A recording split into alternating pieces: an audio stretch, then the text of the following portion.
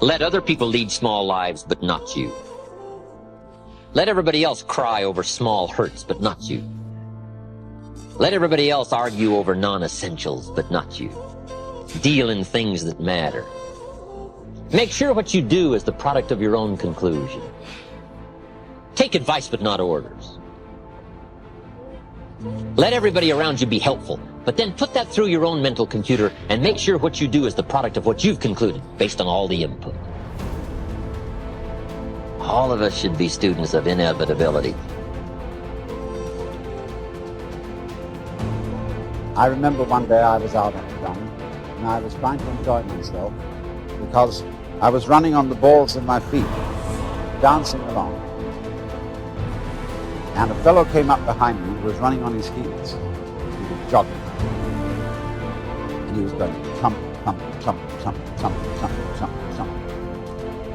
I said to him, what's the matter with you? You're running on your heels.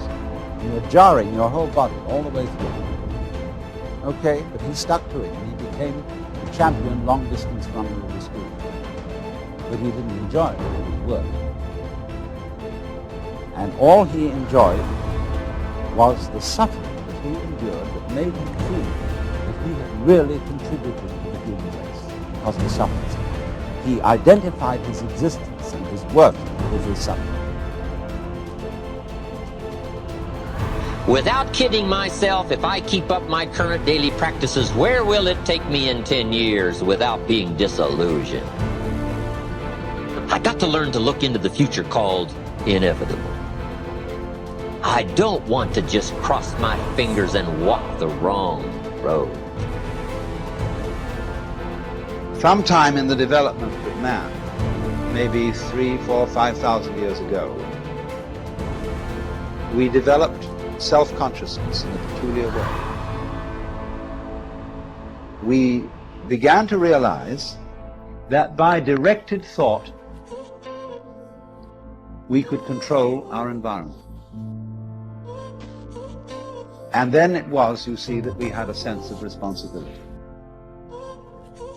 Pessimism, the deadly disease of always looking on the bad side, the problem side, the difficult side, checking all the reasons why it can't be done. The poor pessimist leads an ugly life. Don't ask for security, ask for adventure. Better to live 30 years full of adventure than 100 years safe in the corner. And see, it's not important how long you live. What's important is how you live.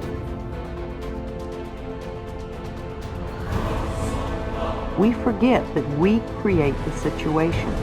Then we give our power away by blaming the other person for our frustration. No person, no place, and no thing has any power over us, for we are the only thinkers in our mind. We create our experiences, our reality, and everyone in it. When we create peace and harmony and balance in our mind, we will find it in our lives. The neck and throat are fascinating because so much stuff goes on there. The neck represents the ability to be flexible in our thinking, to see the other side of a question, and to see another person's viewpoint. When there are problems with the neck, it usually means we are being stubborn about our own concept of a situation. Virginia Satir, the brilliant family therapist, says she did some silly research and found that there are more than 250 different ways to wash dishes, depending on who is washing and the equipment used. If we are stuck in believing there is only one way or one viewpoint, then we are shutting out most of life. The throat represents our ability to speak up for ourselves, to ask for what we want, to say I am, etc. When we have throat problems, it usually means we do not feel we have the right to do these things. We feel inadequate to stand up for ourselves.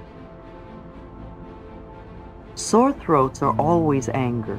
If a cold is involved, then there is mental confusion too. Laryngitis usually means you are so angry you cannot speak. The throat also represents the creative flow in the body.